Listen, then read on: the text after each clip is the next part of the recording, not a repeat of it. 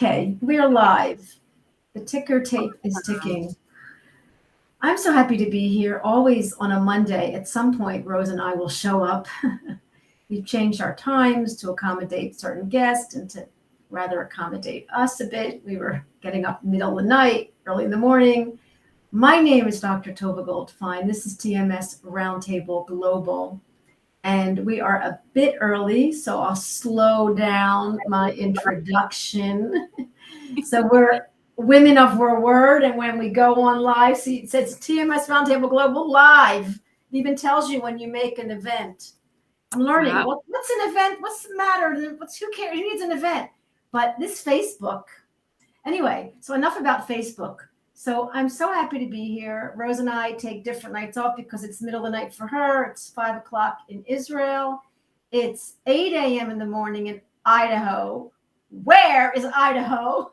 And I am thrilled and honored to be live here with Heidi Pyper, right? Well, I'm super excited to be here. Did I say your name right? What I want to put your name up with your, I like your, it actually reminds me a little bit of, wait a second, Alan Gordon's book, but it's your phrase and it's everyone's phrase, finding the way out of chronic pain. And I happen to think finding the way out of chronic pain is going through chronic, like finding the way through. But this is your phrase and you owned it. You earned it. And I'm going to be quiet right now and calm my monkey brain and introduce you to the listeners. And then, of course, people who couldn't make it at this time zone all over the world will be able to see this on YouTube. So I want to hear everything from hello to goodbye, A to Z, from hors d'oeuvres to dessert, everything. Do not skip a beat. I may interrupt you and forgive me ahead of time just to keep clarity. So nice to see you and have you here, Heidi. Okay, well, I'm super happy to be here. This is really fun for me. It's crazy to think, we're talking across the world and across time zones, and the world Thank you, Internet. Thank you, Internet. Yeah, it's really amazing. It's truly amazing. And I have to say, it's really fun for me to be in this community. I have been watching some of the other shows and other podcasts, and it's wonderful that people even know about TMS and that my experience is. I want to call out to, I want to thank Eddie Lindenstein and Brad. Brad was on our show. They're amazing guys, and they started this. They took it from the guy Steve Steve Ozenak, whatever. He had this page. They took it from him and they turned it. All they did was just open up the page, the Mind Body Syndrome, and now people are joining all the time. And that's where I found you, and that's where you came in the door. So let's start from there and thank them. Brad, it's just my monkey brain forgetting names, but thank you, Brad and Eddie, for opening up the page. It's an incredible resource and place to hold people's chronic pain and help people. So that's where I met you when I saw your book. So go ahead. Okay. Well, yeah, I think it's so exciting. And most of the time when I talk about what happened to me, people just look at you or look at me like I'm crazy and their eyes glaze over and they've just never heard of such a thing. So it's such a relief to talk to people who are like, oh yeah, that's my experience too. And we can get better and it's okay. So and I think it's great work that you're doing. So thank you. Yeah, thank you. I'm hoping that for those of you out there that, have not reached your goal yet or on your journey and it seems like it's falling down and getting up and falling down and getting up, Rose and I are starting to each month. In fact, we're having Dr. David Schechter on next week or in 2 weeks to talk about the people who don't get better right away, to talk about the percentage of people. And excuse me, you went through 13 years. So I'm saying it's all very relative, but you can heal. It's not impossible. That's what we're saying. It's possible. You may have a different journey, but it is possible. Yes, definitely. Well, so let me tell you what happened to me. So I started having back pain as a young adult. It was, I think I'd been married about 2 years. and had some major kind of, I thought I sprained my back or whatever they called it at the time. And I got diagnosed with all kinds of things. So I got diagnosed with arthritis and degenerative disc disease and a herniated disc. I had the MRIs and the You never X-rays. had an accident or trauma or anything? No, I had never had a major problem. But I had all these things. They told me, this is why you're having pain. I had, one of my legs is shorter than the other, and I had sciatica, and that's just, I thought, okay. And I, for the, I had babies. We started having our family, and over the 10 or 12 years after that kind of first episode, I just got worse and worse.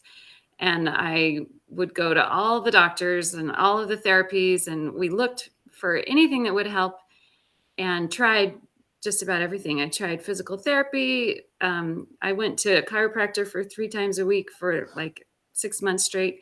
I had massage and ibuprofen, and I tried a therapy called spinal decompression for Sure, I 6 know what it weeks. is. And Wow. it cost $10,000. We did everything, and I still had pain. So I just became really disabled. I had a cane. We went to Disneyland. I was in a wheelchair. Oh, I used to go to church in a lounge chair because I couldn't sit or oh. stand for very long, and I quit driving. And anyway, so I just was very, I want to stop you for 1 minute. I just want you to hold your book up. And, oh, and I have it on the Facebook page, but I want you to hold it up all the way. Yeah. Wonderful. It's on Amazon, and it's a very reasonable price. And okay, continue. okay. Well, so I, felt pretty stuck, and it was bewildering.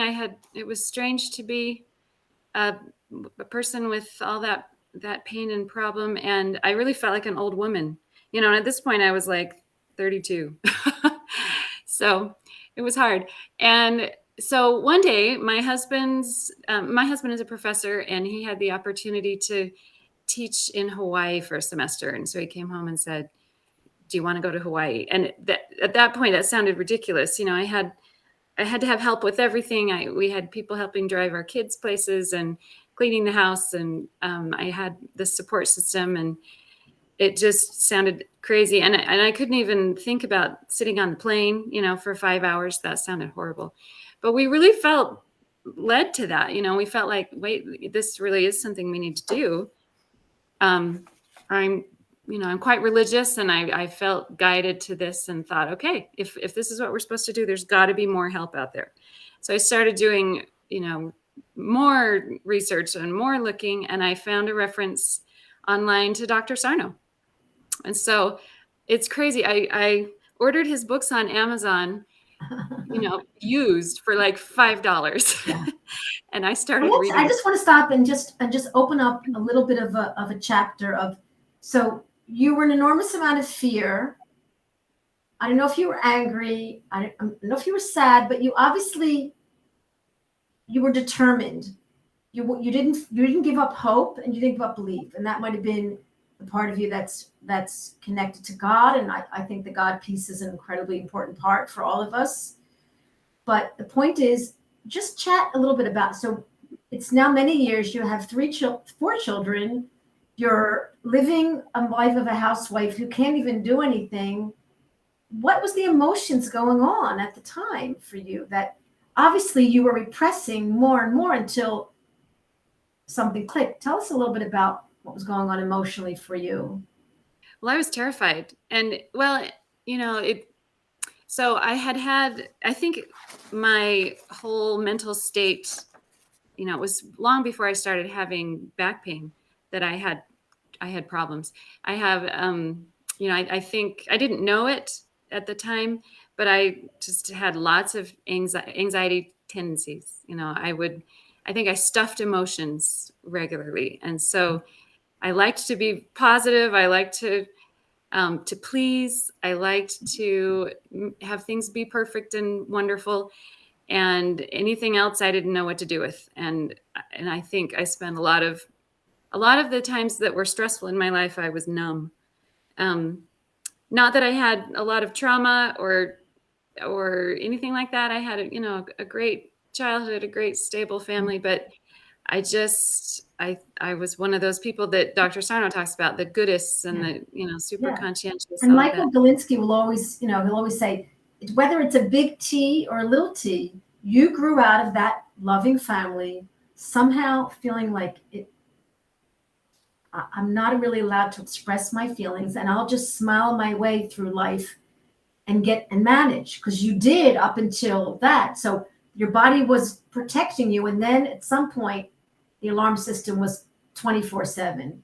So Yeah, it's important to I think say this, because for people who want to find what was the trauma, what happened, I don't want to blame it's like, it doesn't have to be something big. It's your experience.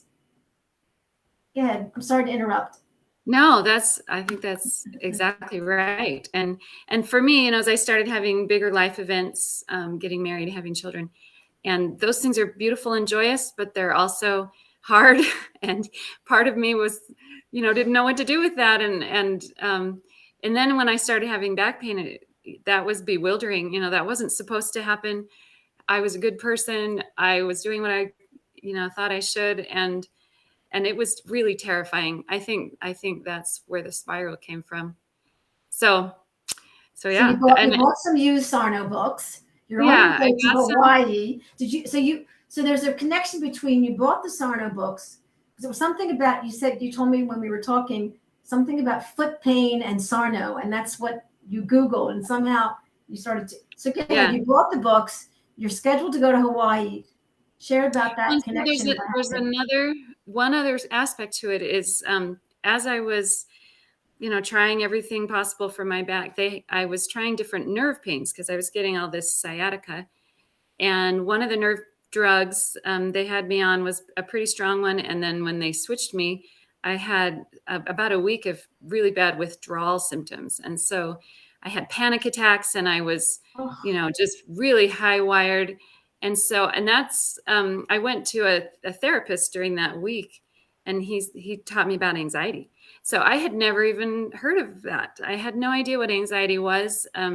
Never thought about my inner climate at all, and how I thought. And so I started to study anxiety, and I like to read, and so I learned from books, and I just started reading about that. So that had been about a year before the Sarno discovery. So I had both of that going on at once, which I think was really important for me. Um, so we decided to go to Hawaii. I got on that plane. Oh, and let me back up. So I started reading Dr. Sarno's books, and my first reaction was I was so offended. I love it. I love it. This is ridiculous. I'm not creating my own pain. Why would I choose this? That's the stupidest thing I've ever heard. But something he says, really rang true for me. He said, you have to watch your symptoms and see if they're fickle. And for me, that was totally true. I could stand and at church or whatever, I could stand and give a lesson or talk for like an hour, be fine. I'd come home and start making dinner, and it was over. It wasn't logical. And so I started getting a little suspicious of my pain in spite of myself. And so then I got on the plane to go on this, to move to Hawaii. And I was sure it was going to be a horrific time. It was going to be so painful.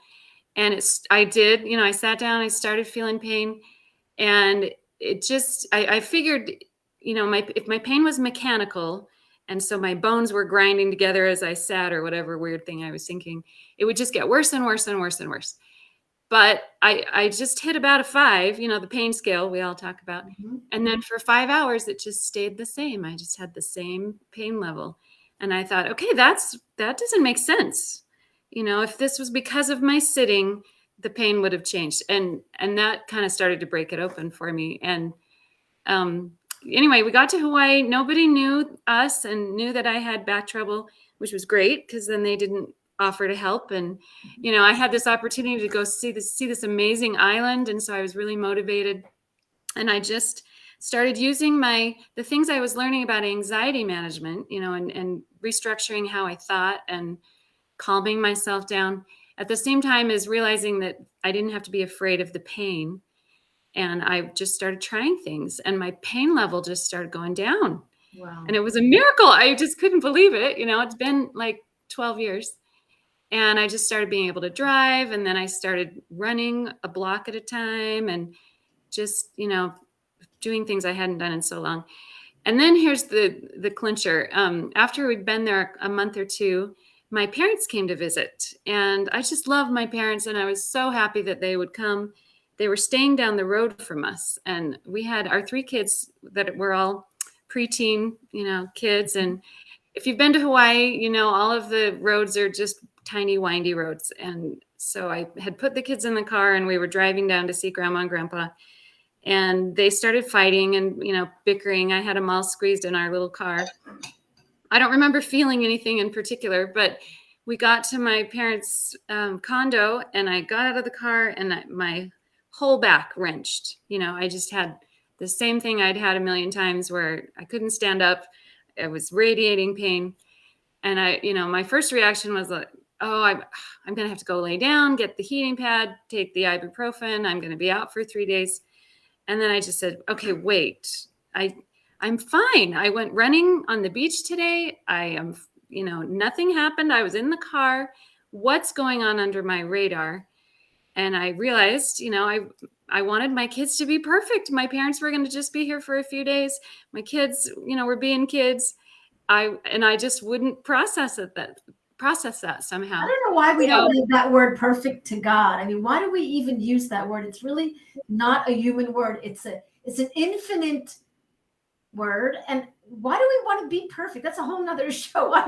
But the fact is you figured it out. You immediately were able to turn the alarm off.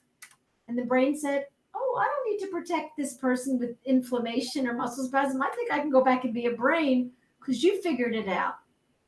Yeah. And you just, and I that day, after I, had kind of realized that, I stretched and ran around the block, and then we went to Pearl Harbor and sightseeing all day, and I was totally fine. So that was the proof for me that this is what's happening, and I'm so grateful. That was wow. So what other things were you doing? Because obviously, you told me I think it took you 2 years after being disabled for 13. It took you about 2 years before the pain was all gone. Can you talk more about that? And exactly what you did? Did you have a program of what you did every day? Did you did you have intention? Did you tell us exactly what, if you were to share with the audience, your specific daily check-in list or what you did or what helped you and what didn't help you? I think that would be helpful for people. Yeah, I'd love to. So the first thing that was just crucial for me was becoming aware of my self-talk, which I didn't even know I had. At the first, I read in my anxiety materials, you've got to figure out what's going across your head all the time. And I didn't even know, so it was really hard for me to do that in the first place. And so one of the ways that I started to learn to do that is I would draw a stick figure. So for me, I love this. Go ahead. It's amazing. Right? So I'd have pain, and I learned to say, okay, thank you, body, for alerting me that something's happening that I'm finding threatening, but it's okay. I can look at this. And then I would draw a stick figure of myself, and you have to know it's you, it doesn't have to be artistic, but then you draw little thought bubbles and start filling the thought bubbles of what would be going into that head. And for me, that opens it up, so there are things like whatever, for me I still do this. I still do this all the time when I just start to feel out of control or overwhelmed. There are things like, oh, I'm never going to get this done. Why did I say I would do this? That they're being so unreasonable. What if this happens to my child? There's just these things that are just below the radar, but they're there. And for me, that was really important and hard at first to start identifying those. But I'm grateful that I had all that pain because it's like red flags where people who if their bodies don't create pain with anxiety and they just end up having normal anxiety symptoms, sometimes it's much harder to identify. So for me, that's what I do. And then I had to learn, and I think this is a core belief that I didn't have to start with, but I sure do now, that a lot of our instinctive responses to things are just irrational, or they're not true.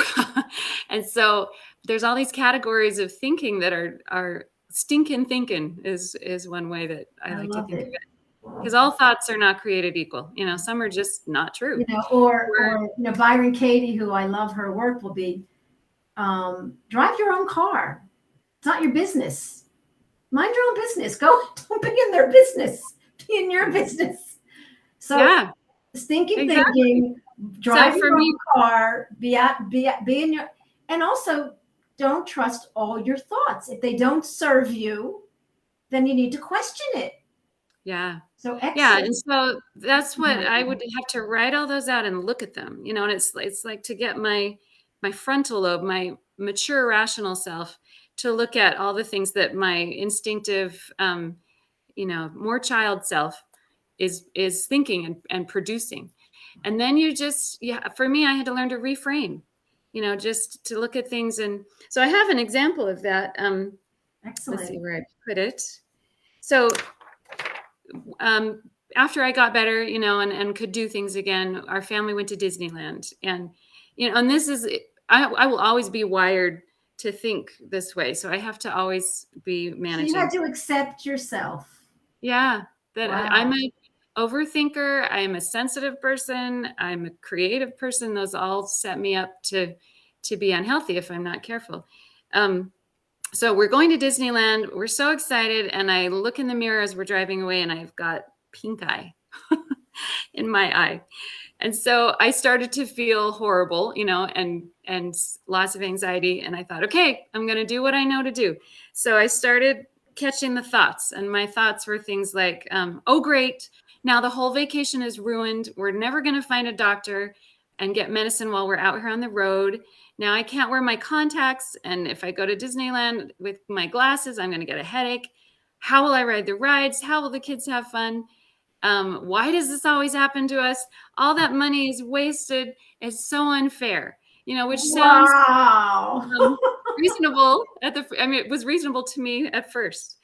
But then I have to go through and say, okay, let's look at all of these. So now the whole vacation is ruined. That's extreme thinking. That's not true. It's exaggerating. It's alarmist. Or we're never going to find a doctor and get medicine on the road.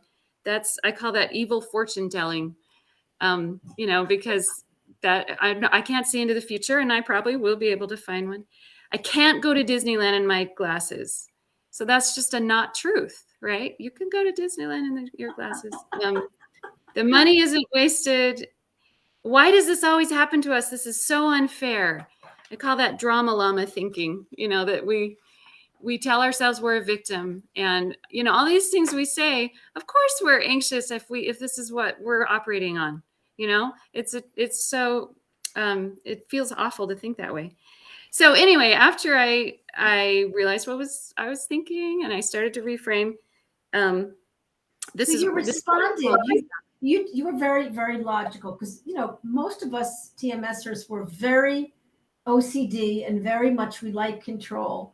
And so you were able to write down and witness these thoughts. And then you were able to see that rather than react, which you probably did, you had an opportunity to respond.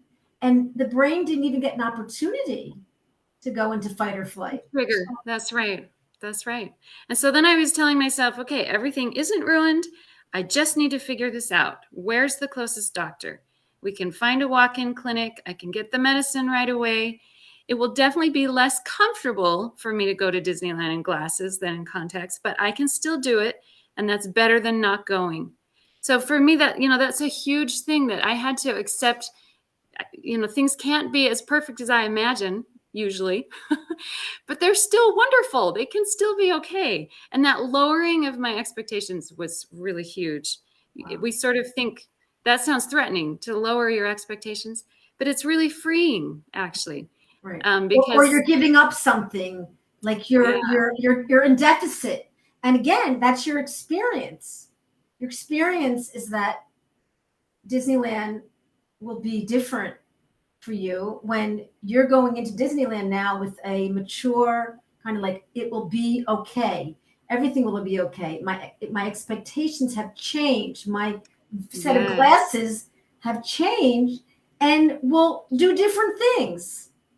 You know, Right. we'll so that's quite an interesting thing about, but so many of us live in the future. How about when we get there, we'll figure it out.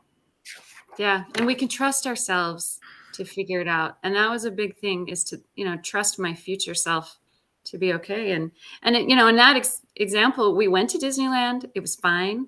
I did I found a doctor and got some medicine on the road. And I just had to wear my glasses. I took plenty of ibuprofen. I didn't get headaches. And turned out to be a great time, So my old self would have just shut down and said, we can't do this. So that's the kind of thinking. It was such a habit to overcome. Wow. But that's, I just had to learn to focus on that kind of inner climate weather. Okay, so And number not, one, you had this healthy relationship with yourself and your thoughts, and it became a habit, became more of a habit. And if you obviously reacted to your thoughts, I don't think you would have been as abusive. You would have been, okay, so you made a mistake, so you're dramatic, right. So go ahead. That's number one. That's an amazing thing. And I always say, if that's all you do, you're gonna be on your healing journey. But tell us what else you were conscientious of doing to help your pain stay at a level below 5. So it was really important to me to be active, and I, during those 12 years or whatever, I experienced what it was like to be an elderly lady. I moved like an old woman. I didn't do anything. And I'd always sort of wished I was an athlete. And so after I started to get better and realized that my back is not weak, my back muscles are strong. My pain wasn't coming from my own broken body. I started proving it to myself by, I started walking, and then I started running. I threw away all of my special chairs. I had all these lounge chairs and things. I thought I had to wear special shoes. Thought I had to sleep on a special bed, and I had a special pillow.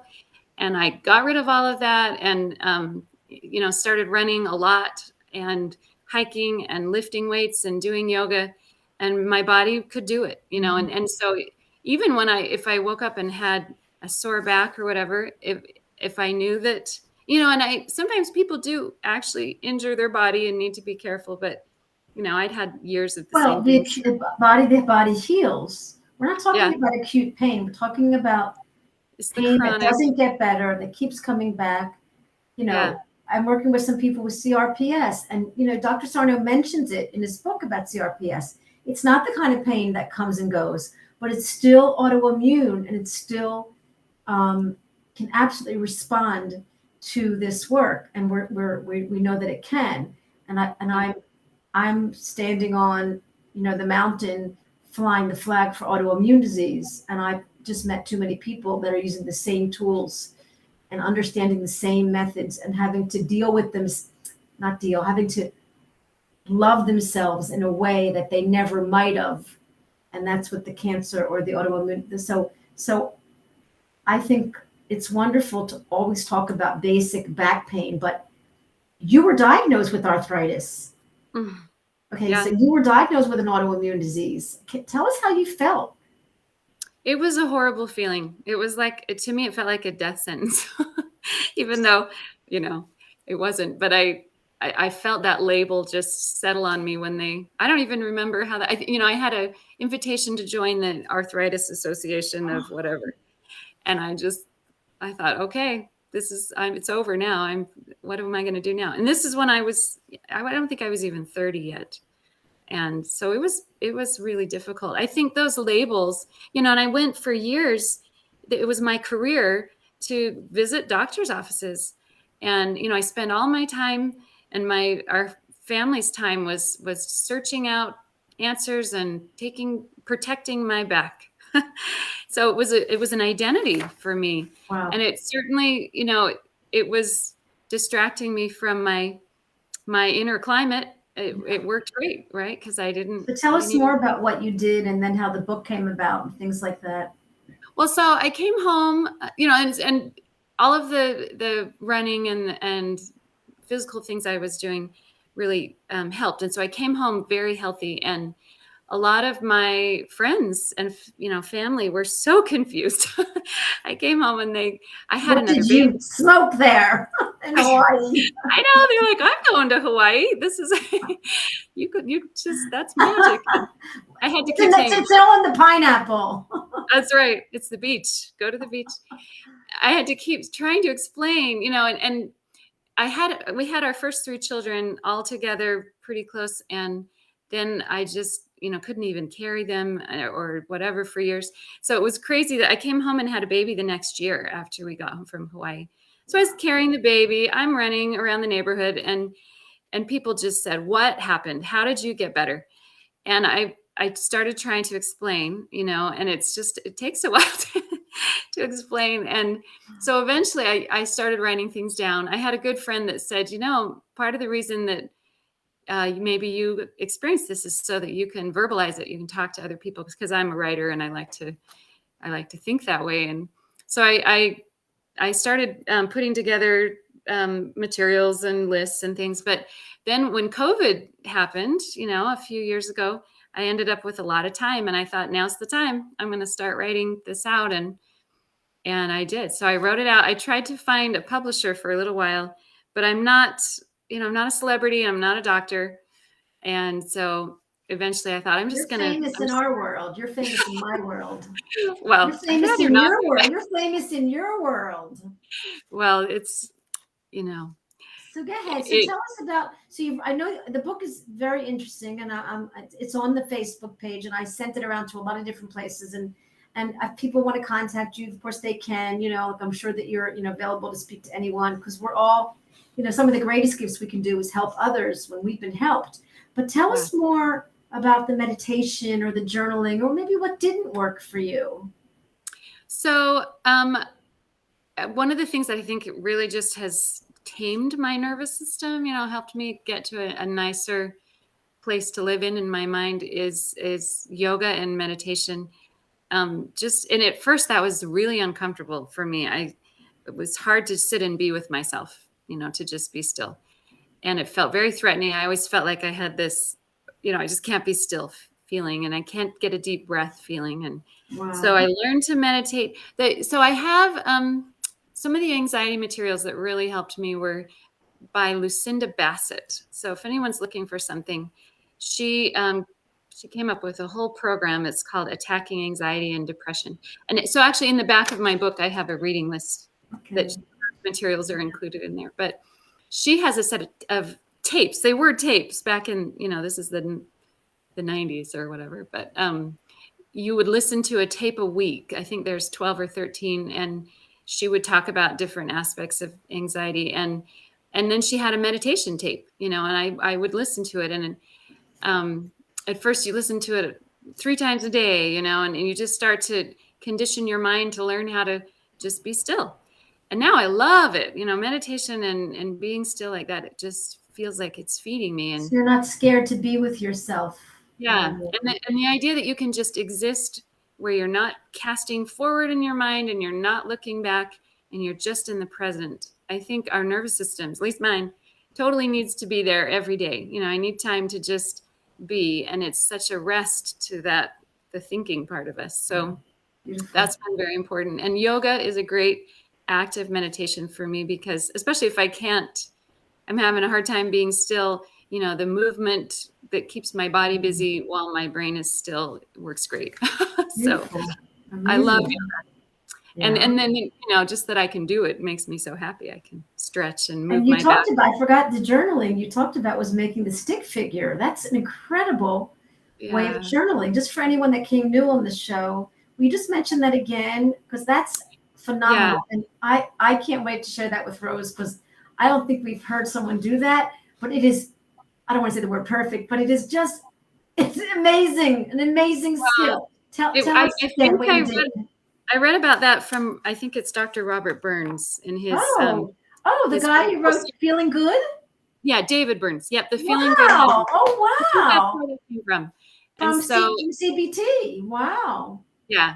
So, yeah. So what I do if I start to feel badly, if I just feel anxious and, if I'm having back pain or whatever, I say, okay, what's going on in my head? And I'll draw a figure that I know is me. That's my little me. A stick And figure. it doesn't have to be good art. It could just be a stick figure. Usually has an anxious look on its face, her face. And then I just start drawing thought bubbles and just filling them in. And, you don't edit it. You just have to, it's like pulling things out of your head and looking them on the page. And I've taught all of my kids to do that and my friends to do that. And I still have to do it, once in a while when I have to think, well, what am I really dealing with here? And that's the way I can look at it. Another thing that helps too is I'll say, what's wrong? What's wrong inside? And then I watch my hand write it. I watch my hand answer. Because that's neurological. We know that. That's neurological. Would you ever, like I'm always talking about that. It's very specific. I mean, Hanscom says to write it and throw it out, but I don't think that's always the answer for people. What do you think about writing and throwing out your what you wrote? So it's done. I don't know if I would throw things out because I have to recreate them, so after I look at what I'm reacting to, whatever thing, and often the things that give me the most pain or that are most difficult are when I've been denying my own feelings about something, when part of me is feeling a victim or I'm not really acknowledging a reaction I'm having to something because I don't think I should have it. So it's that editing. So you're bullying yourself. Yeah. And I'm trying to make myself be something that I'm not actually feeling. And so I have to look at those and then reframe them. And it actually helps me to go back and look at them again and say, oh, I was feeling all those things. And then this is how I went through it. And then I had a much better experience. So for me, I definitely move through them, but I don't really throw them away. I think I look at them. So would you agree, Heidi, that you're not ultimately different than you were when this started 13 years ago? You're not a different person in that way. Your personality is still you. But since you've accepted these traits that you got from childhood up to age 7 or from the womb or before childhood or from intergenerational, this is our characteristics. Would you agree that by you accepting them, you enhanced who you are, and also you were able to shift from what you didn't like about you in order to serve you? So it's not like a huge character change, but it's a shift. Well, Rose will talk about a character change. It's a character change, but you're in charge. You decide what you want to keep and what you want to, I love the 12-step program. It's like you just accept what you can and change. You would change what you want and accept what do they say? Anyway, it doesn't matter. But let go and let God or whatever. Yeah. But you can change something after you accept it, but you can't change it without accepting it. That's right. Well, I think that's 100% true. And for me, it's important to know myself that, the things that make me at risk for anxiety are also the things that they're my superpowers, that I can use my imagination, my ability to overthink, my ability to notice every detail and be sensitive to everything. I can use that to do amazing, beautiful things instead of to eat myself up and destroy my peace. So I'm not a different person. In fact, I love those parts about me. I just need to focus them outward and accomplishing what I want to do instead of crippling me. So I think that's very, very true. And so the things that's changed is just how I manage the framework that I look through the world with and the glasses that I choose to wear. Wow. And did you, one of the Sarno insights is to accept 100% that your pain is psychological. It's physical, but being driven by more of a psychological cause and a conflict in your brain and, your brain being on fight or flight. Did you ever doubt?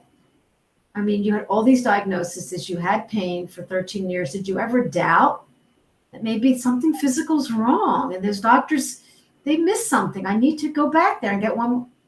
Yeah, I think that's why it took me so long. And in fact, at first I used to wonder, why didn't I know this sooner? All that decade is of pain I could have done without. But for me, that was the journey I had to go through. I had to go through all of these other, medical journey or I'm trying to think how to say it. I had to try everything else first and find that it didn't work, that not that, I think sometimes, it's not that I don't value traditional medicine. I think it's very necessary, but I had to try all those other things and have them not work before I was open to that there was other causes for my pain. And I think if something had worked and helped the pain, I would have been stuck. I would have been stuck in anxiety forever because I would have just thought, oh, I need to treat the pain. And that's how I would have had relief. And so for me, I had to go through that. And I tell people that often, that if the path for you is to try all these other things, go ahead, try them. Because, you've got to find out yourself what is happening. And so for me, it's the real proof. What do you have to say? What do you have to say to some of the listeners who are not, who are in the depth of their, what I call their like dog do, they're like not climbing out pretty easily. They're falling down and not getting up so quickly. What advice would you give to people to continue the journey and know that, what I hear that you did was you lived your life. You didn't say, well, I'm going to live my life when the pain stops. You went ahead and said, I'm going to live my life and the pain will stop and it's okay because I'm living my life and I'm not holding up the expectation, the bar, the pain has to stop. You went to Hawaii knowing that you might have pain. So that was a very brave and courageous thing for a frightened little girl. Yeah. So what would you say to some of the listeners who are not there yet? And we're here to support and say, you'll get there. Yeah. And you're just, you're more, I call them, you're a more stubborn daughter or son of God. Like he loves you so much. He wants you to learn, and it's not suffering. It's not suffering. Suffering is optional. It's a struggle. Yeah. And it's a process. I think so. And this is what I would have told my younger self too. The first thing to do is to realize that it's a accretion, it's a gradual thing. And the first thing is to just start being aware of stuff. And so if you're looking at the end, I was always thinking, when am I going to get better? When's the pain going to go away? But, that will happen. That happens on its own. And so you're just you have to gain an awareness of what's going on. And it's really gradual. And in fact, I have a thing I was thinking it would be fun to read. I read a metaphor early on about change, and especially changing the way you think and changing your habits. So you imagine that you're traveling along the same path every day, and somewhere along the way, you just keep falling into this hole in the road. And after a while, you notice that you don't like falling in the hole. So the next time you go along the path, you fall in the hole again, and you realize you don't like that. So the next time you travel the path, you try to watch for the hole, but you end up falling in anyway. And the next day you go along the path, you see the hole just before you fall into it. The next time you try to walk around the hole, but then you still fall into it. And the next time you go on the path, you step wider around the hole and you still fall in. And the next time you go on the path, you walk all the way around the hole, but you lose your balance and you still fall into it at the last second. And then the next day on the path, you step widely around the hole and you manage to finally stay out of it. And then the next day you decide to go on a different road. How about that you love the hole? The next day you love the hole and you brought the hole home with you. And that coffee. My clients get really pissed at me when I send them the infographic about having coffee with your pain. They're like, Tova, enough already. Exactly. So that whole, that's a long time and a lot of learning that's slower than we want, but that's exactly what it was like for me. So, Wow. it's a slow process, but it's a permanent thing. I mean, it's not fragile. And so after you get to where you're aware of what's going on and you start to heal the thinking, at least for me, that's how it worked. I will never go back. I'm not afraid of that at all. I won't. And you're I'm not afraid of driving. the hole. You're not afraid of falling. You're not afraid of getting stuck in the hole. You're simply aware of your experience of the hole was once frightening. Right. It's like And you I have a don't have different to go to, relationship with the hole. yeah, Powerful. This is exactly. powerful, powerful. This is like, you don't have to go to Yale to understand the science of the brain. And That's right. I'm saying it's not to underestimate anyone's journey. We're all on this journey. We all have holes. We all fall. We all scrape ourselves. And yes, there's people that I've met that are extreme. Like one woman is like, I miss my cancer. I want to learn from my cancer all the time. And she was Yeah. going in to get chemo and she says, I'm going to call it cancer. I'm going to call it chemo ecstasy. I'm going to decide how I'm going to go into that chemo and how I'm going to come out. And I'm going to decide what hat I'm going to wear on my head when I lose my hair. That is she took her extreme control and her creativity, like you said, and she turned it into something that served her. So we all have our ability to serve ourselves with this drama and trauma that we create, and I'll just keep quoting Gabriel Maté of, it's not the experience, it's not the trauma, it's our experience of the trauma.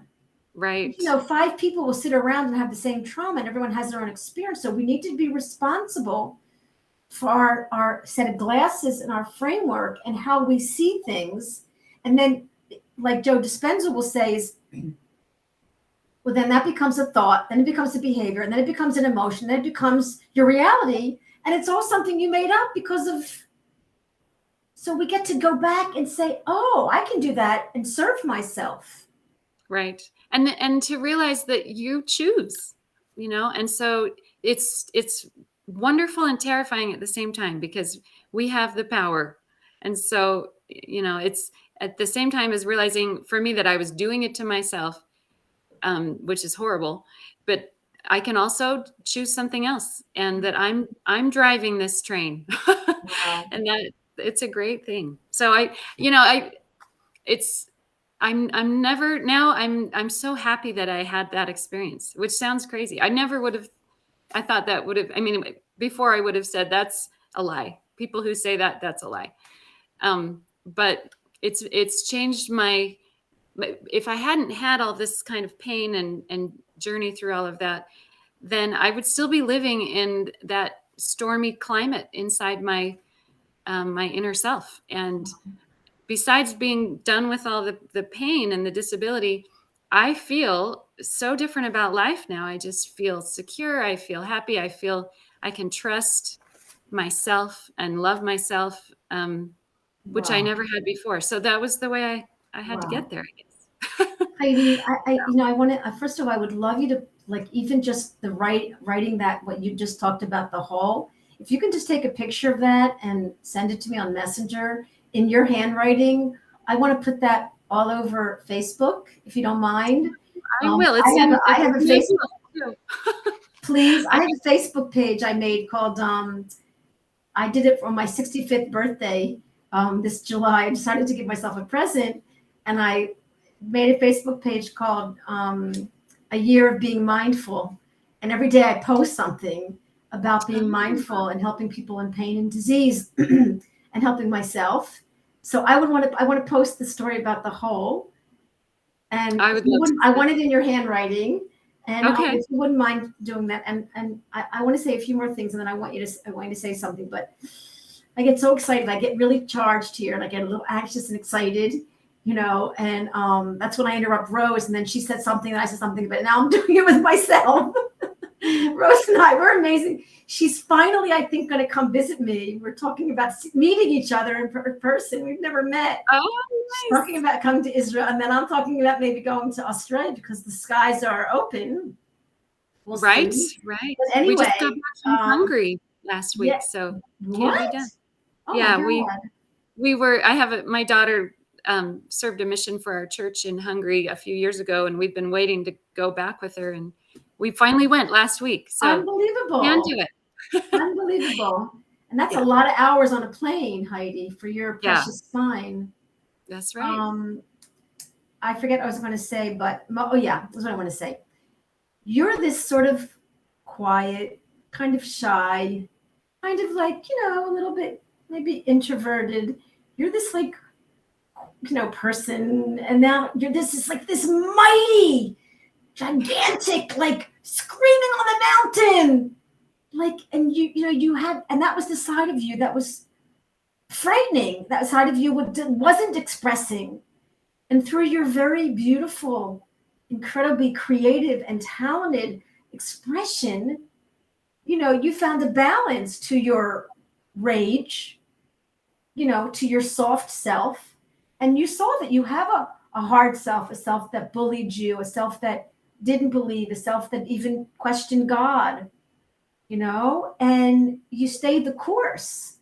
And I'm like in awe, just speechless Wow. of meeting you. And I'm thrilled again to have the Mind Body Syndrome Facebook page that Brad and Eddie monitor, and to go on there often and find people who I'm always asking for stories like, please come on our show. And when people are ready, I want to just share with others the possibilities, and that impossible is a word and incurable is a word. So how do you feel about those words in your life? Oh, I think they're just myths, so we can definitely, there's all the possibilities, and we can heal. I think we're meant to be well, and we have that power in us. So yeah, I think those are just words that we made up. somebody made up. No, and it's not fair to blame the doctor. I mean, people have a really bad rap about chiropractic, and here I am, 36 years still adjusting spines and knowing the perspective of pain and also chronic pain. And I'm really proud to be a chiropractor that understands that. And chiropractic is wonderful, and so is medicine. But Yeah. I imagine you might have, had it out for the doctors and wondered why they didn't tell me. And then you feel rejected, or you feel another victim of the medical community. But I didn't hear that in your story. I didn't hear that. No, I think, people just, they can only go with the tools they have. And, I don't think any of the doctors I worked with had any of this kind of exposure to this possibility. So I just love hearing from some of the doctors you guys have talked to that they have all the tools. They're using the traditional Western medicine, the Eastern medicine. Yeah. We talk about the mind body stuff. I think Yeah. everything we can find out helps, and Yeah. it's all part of the truth. So Yeah. And yeah. doctors are on their mission. I mean, they become Yeah. doctors because they want to help. And then, Right. and so, underneath it, we're all human. And like Galinsky will say, we have this condition called being human. Right. You have handled that. You have managed that humanness and brought out the best in you. And Well, it's still happening. Still a journey. well, of course, as far as I'm concerned, 100 years old, and then the next lifetime. Some people think this is just a hallway we're walking through to the next life. Right.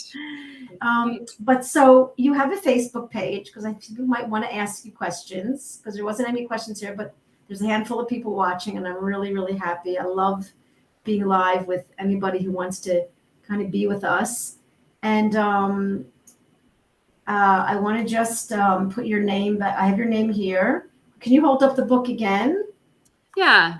And so Yeah. this book, it's a little bit, I think maybe the first third just tells the story of what happened to me, but the rest of it is a how-to, that I just take a step at a time and talk about how I got healthy and how I stay healthy. There's a couple chapters on preventative stuff that I still go back and read this all the time. I sort of wrote it so that I wouldn't forget, and be able to go back sometimes and yeah. So I imagine that book, writing that book, was part of your journaling, part of your healing story. Definitely. For me, it crystallizes, to know exactly what I did and how I can keep doing it. That's the way I think. So beautiful. Yeah. Wonderful. I'm so happy that we connected. I'm happy that I reached out to you and you responded. Well, thank you for letting me come and talk. Oh my God. And the excitement and it's brave to come on and talk about yourself. So all the power to you. And I think about all the little me's that, my young little self would have just loved to hear somebody talk like this. So amazing. So we're going to have you back when Rose and I, when we get together in one of our countries. We plan to do some shows together, so then it won't be a time thing, because she's in Australia, and it's going to be, the time difference is going to change now that we're going into fall and winter. But I hope that Rose and I are here for a long, long time. So we'll meet again, and I'm going to ask you to put that whole story, which is brilliant, brilliant. I didn't look so good when I post that. Well, and I didn't create it, but I read it. I don't remember what book it was in. It was a book about dealing with trauma and changing.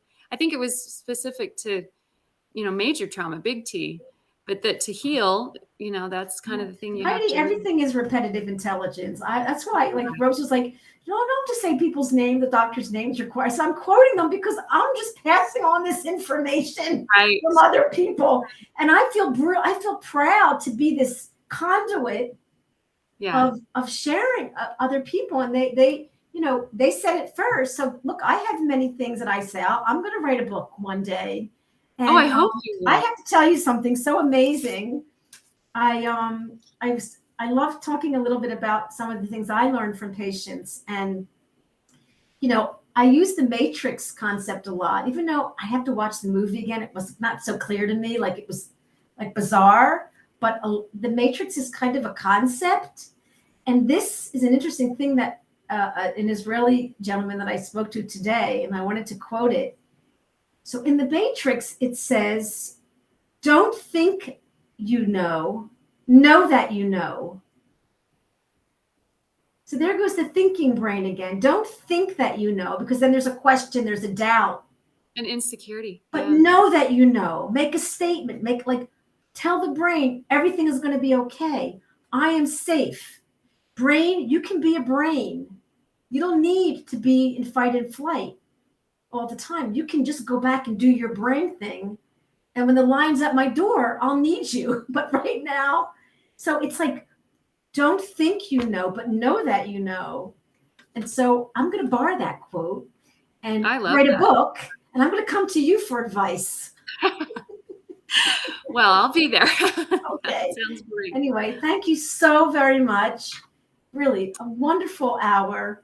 I'm just, I'm high on adrenaline just to talk to you. And I really am happy we met, and we'll meet again. Well, thank you. Thanks keep doing your good work, because I think it's a blessing to the whole. Yeah, well, it's my healing. It's my healing journey. It's my healing medicine. It's my placebo. Well, good. Thank you so much. And thank you, everybody, for watching. It'll be on our YouTube tomorrow channel, where you'll see close to 131 or something. I stopped counting shows. And we'll see you next week. Thank you so much, Heidi. Thank you. All the best. 1 second.